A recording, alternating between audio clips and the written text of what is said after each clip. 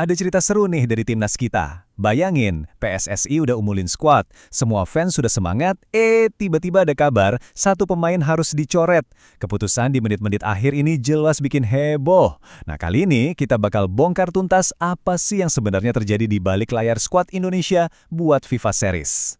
Oke, jadi sumber masalahnya tuh ada di sini. Awalnya PSSI manggil 24 pemain buat ikut pemusatan latihan. Kelihatannya bagus kan? Banyak pilihan. Tapi ternyata ada satu kendala kecil. Regulasi dari FIFA Series itu cuma ngebolehin 23 pemain aja yang didaftarin buat tiap pertandingan. Nah loh, kelebihan satu pemain. Ini jelas jadi dilema kan? Jadi pertanyaan besarnya sekarang, dari 24 nama hebat itu, siapa dong yang akhirnya harus tersisa? Dan yang lebih penting lagi, kenapa dia? Pemain yang akhirnya nggak masuk ke daftar final itu adalah bek Dean James. Keputusan ini pastinya bikin banyak yang nanya-nanya, tapi tenang, ada alasan yang kuat banget di baliknya. Keputusan ini, teman-teman, bukan sekedar soal milih pemain aja. Ini tuh langkah pertama dari sebuah, kita bisa bilang, era baru di bawah komando pelatih kepala John Herdman. Yuk kita lihat kenapa momen ini jadi krusial banget. Yap, di bawah arahan pelatih baru, John Herdman, pertaruhannya jadi tinggi banget. Ini bukan cuma turnamen biasa loh, ini edisi perdana FIFA Series, skuad kita juga kombinasi yang asik banget nih, antara bintang dari Liga 1 sama talenta-talenta yang main di Eropa. Semua mata pastinya bakal tertuju ke mereka buat ngebuktiin diri di panggung yang baru ini. Sekarang, ayo kita bedah alasan resminya. Kenapa sih skuad ini harus dirampingkan dari 24 jadi 23 pemain? Mepet banget sebelum turnamen mulai. Apa coba pertimbangan utamanya? Nah, ini dia jawabannya. Langsung dari Ketua BTN, Pak Sumarji. Coba diperhatiin, fokus utamanya ada di dua kata, mental pemain. Manajemen nggak mau ada satu pemain pun yang ngerasa sendirian, ngerasa terisolasi cuma karena harus duduk di tribun. Ini nunjukin kalau keputusannya tuh bukan soal teknis doang, tapi lebih ke ngejaga psikologis dan keutuhan tim. Keren sih. Prosesnya kalau kita lihat di sini sebenarnya cukup jelas dan logis. Langkah pertama, panggil 24 pemain buat latihan, biar pelatih punya banyak pilihan. Langkah kedua, mereka sadar kalau aturan turnamen cuma boleh 23. Langkah ketiga, nah ini bagian sulitnya, bikin keputusan teknis siapa yang harus dicoret. Dan langkah keempat yang jadi kunci utamanya, finalisasi 23 pemain demi menjaga mental dan kekompakan tim. Strategis banget. Oke.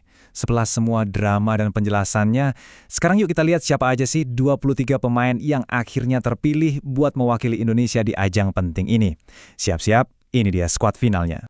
Dan ini dia ke-23 nama yang terpilih. Coba deh kalian lihat daftarnya.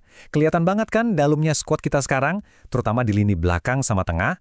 Ada nama-nama kayak Elkan Bagot, Jay Aidzes, Ivar Jenner. Wah, kombinasi antara pemain yang udah pengalaman sama darah-darah baru ini kelihatan menjanjikan banget di atas kertas. Nah, ngomongin soal daftar pemain tadi, ada satu cerita yang paling bikin senang. Kembalinya bek kita, Elkan Bagot.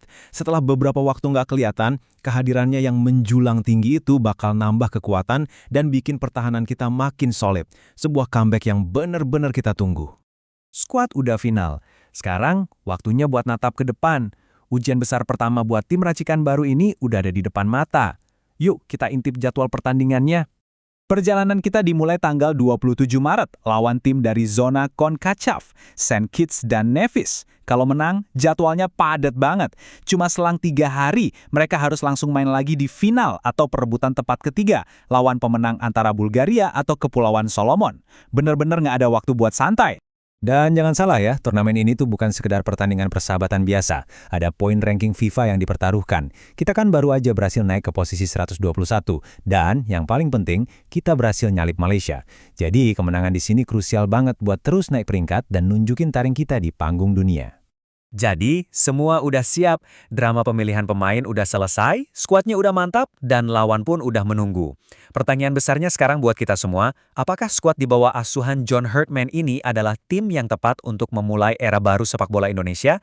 Jawabannya cuma bisa kita saksikan sama-sama. Gimana menurut kalian?